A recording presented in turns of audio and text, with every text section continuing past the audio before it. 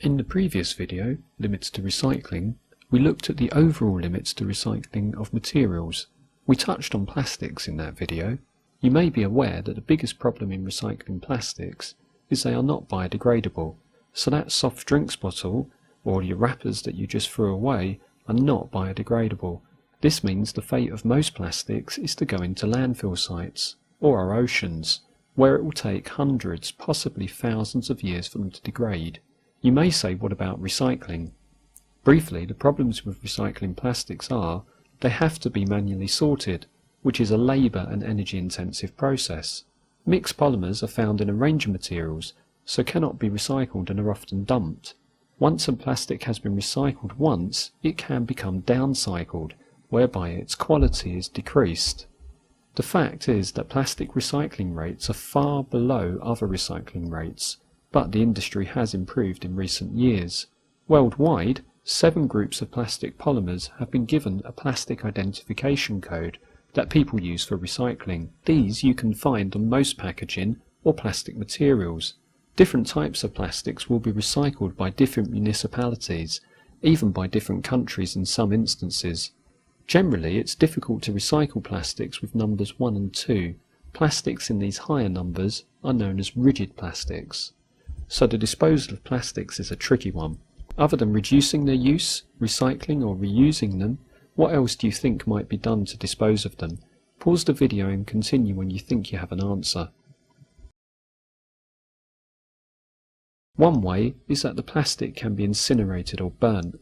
Whilst this produces useful energy, some plastics contain polymers that are halogenated. When these polymers are burnt, for instance PVC, toxic fumes like hydrochloric acid are released. This can cause severe respiratory distress and so is hugely problematic. In addition, burning of polymers produces CO2, a greenhouse gas, and so contributes to global warming.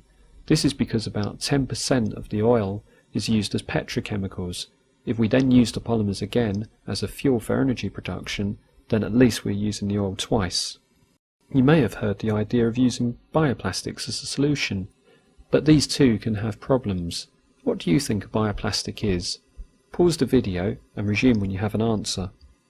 A bioplastic is a biodegradable plastic. This means it's compostable and it can be broken down by the result of bacterial action when it is disposed of. Whilst this is a benefit, there are still issues with bioplastics that need solving. Bioplastics often come from renewable raw materials like starch, maize, cellulose and polylactic acids.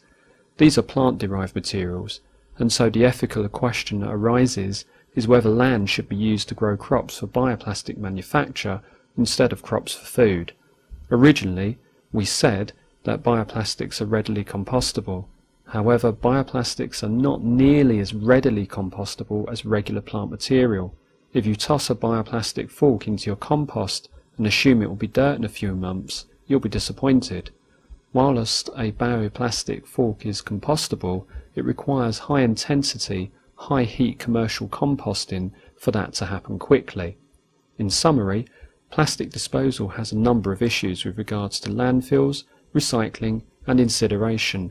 However, bioplastics, though slightly better, do not present themselves as the better alternative because there are issues of land usage, the quality of the bioplastic and how it is composted. The best alternative is to reduce our usage and disposal of plastics altogether.